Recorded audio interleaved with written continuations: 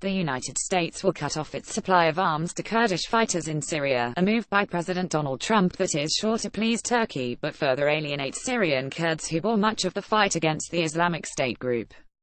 In a phone call Friday with Turkish President Recep Tayyip Erdogan, Trump said he had given clear instructions that the Kurds will receive no more weapons, and that this nonsense should have ended a long time ago, said Turkish Foreign Minister Mevlut Cavusoglu.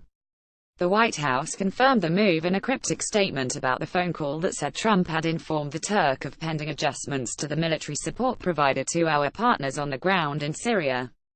The White House called the move consistent with our previous policy and noted the recent fall of Raqqa, once the Islamic State group's self-declared capital but recently liberated by a largely Kurdish force. The Trump administration announced in May it would start arming the Kurds in anticipation of the fight to retake Raqqa. The move could help ease strained tensions between the U.S. and Turkey, two NATO allies that have been sharply at odds about how best to wage the fight against IS. Turkey considers the Kurdish Syrian fighters, known by the initials YPG, to be terrorists because of their affiliation to outlawed Kurdish rebels that have waged a 3-decade-long insurgency in Turkey.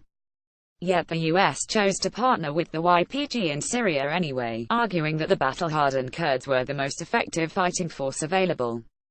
Cavusoglu, who said he was in the room with Erdogan during Trump's call, quoted the U.S.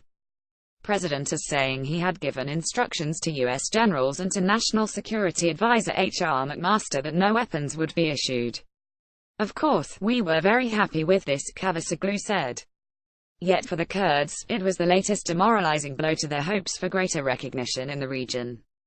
Last month, the Kurds in neighboring Iraq saw their recent territorial gains erased by the Iraqi military, which seized the oil-rich city of Kirkuk and other disputed areas from the Kurdish regional government in retaliation for a Kurdish independence referendum that the U.S.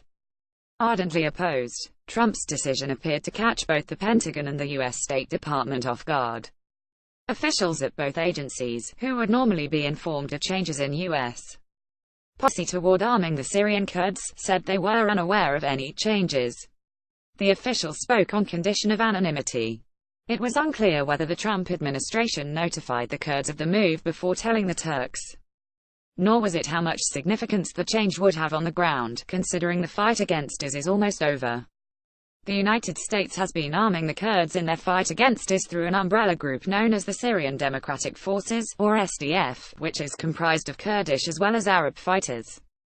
But the retreat of IS, which has lost nearly all its territory in Syria, has altered the dynamics in the region, and a U.S. defense official said he was unaware of any additional arms scheduled to be transferred to the Kurds, even before the Turkish announcement. The 3rd of July 2017, a Kurdish fighter from the People's Protection Units YPG fires his rifle at Islamic State militants as he runs across the street in Raqqa, Syria, according to Reuters last week. Col. Ryan Dillon, the chief spokesman for the U.S. coalition that is fighting IS in Iraq and Syria, said there has yet to be any reduction in the number of U.S. advisors working with the SDF.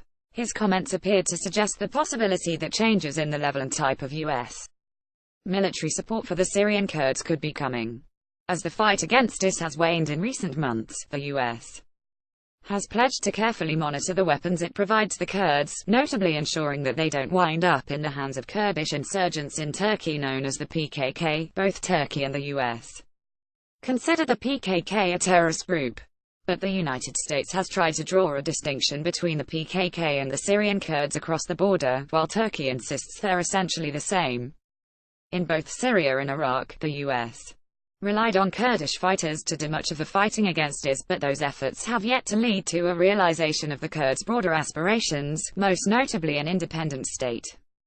Washington's support for the Syrian Kurds, in particular, has been a major thorn in U.S.-Turkish relations for several years, given Turkey's concerns about the Kurds' territorial aspirations.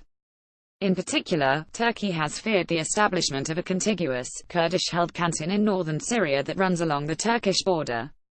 Relations between NATO allies Turkey and the United States have also soured recently over a number of other issues, including Turkey's crackdown on dissent following a failed coup attempt last year. Ankara has also demanded that the U.S. extradite a Pennsylvania-based cleric that it blames for fomenting the coup, but the U.S. says Turkey lacks sufficient proof.